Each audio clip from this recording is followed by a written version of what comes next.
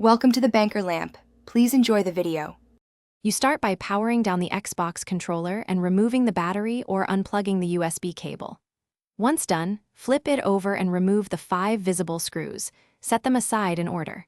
Make sure to separate the 2 shell halves gently. Do not force them. You will see the circuit board and the loose joystick module. Keep a clean, static-free workspace so small parts don't scatter. If plastic clips resist, slide a thin pry tool into the seam and release evenly so nothing snaps. You now align the joystick module with its mounting area on the main board. Note the keyed orientation and position the plastic tabs into matching slots.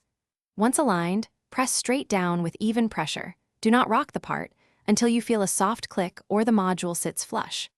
After seating, inspect the contacts and nearby ribbon cable for loose connections. If contacts look corroded, clean briefly with isopropyl.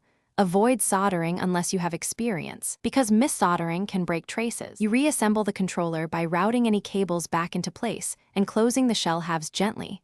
Then replace the 5 screws in their original positions. Once batteries or USB power are restored, power on and test the joystick movements in the Xbox Accessories app or a game. If the stick drifts or remains unresponsive, power down and reseat the module one more time, then recalibrate in settings. If problems persist, inspect for broken plastic pegs or damaged solder joints as the primary. Thanks for watching. If this was helpful, leave a like and consider subscribing. See you next time.